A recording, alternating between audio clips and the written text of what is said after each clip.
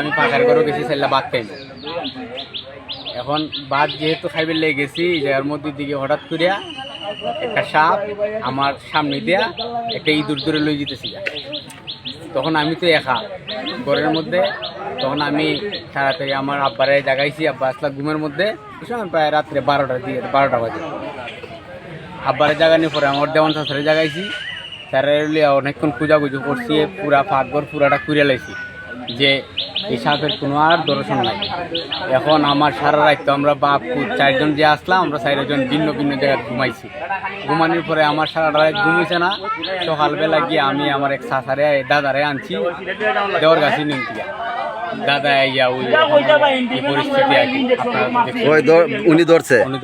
কেন তো আমরা আমার সব ঢাকা সঙ্গে মানি কেন ইয়া দেখা যাইতেছি যা ওসাবার ডাক দিছে উকাই দিয়ে গাটা খুঁজ দেওয়া পাইছি, ফাইয়ে গাটা লাগাই দিয়েছি না। ইয়ে পরে আস্তে গোর খুঁজে লিছি তার ভাই না ওই ওয়ালের এদিকে গাতা এদিকে বলতে ইয়ের পরে লাস্টে আমরা গোর সব লেগে কমাইছি আমি দেখি। এটা কেমনে পাইছেন আপনি? না কই না কেমনে পাইছেন? গাতা খুঁজে পাইছেন আপনি? আপনি কি এটা দৈর অভ্যস্ত?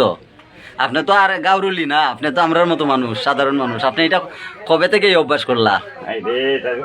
না কই না একটু, আপনার বাড়ি দেওয়ার গাছ না নেই না? এটা আচ্ছা সাপটা করবা কি এখন? আমি পরামর্শ দিই, জসিম মেম্বার, আপনারা মেম্বার না? জসিম মেম্বারে দিলে সাপটা নেচারে দিব এই সাতচড়ি। আমরা এটার বহুতটা ধরে দিয়েছি।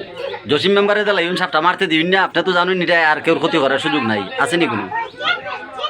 এখন তো আর কেউ ক্ষতি করতো না, আপনি যখন ধরে লিছুন ফারো সাইডে দিব না, মারবালে দিন না আপনি, এটা অনুরোধ রইল। আমি এটা মিডিয়াও করে রাখলাম।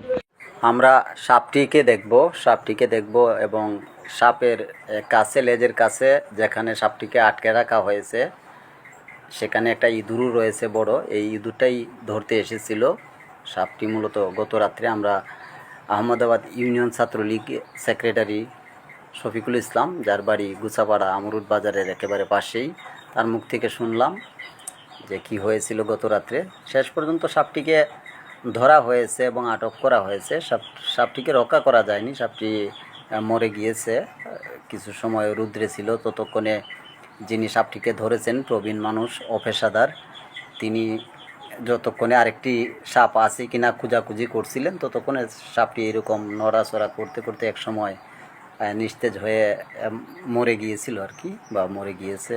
অনেকেই চেয়েছিলাম সাপটা যেন বেঁচে থাকে, অভয়ারণ্যে চলে যায়, যেখান থেকে সে কারোর ক্ষতি করতে পারবে না, কেউ তার ক্ষতি করতে পারবে না, প্রাকৃতিকভাবে যা হবে।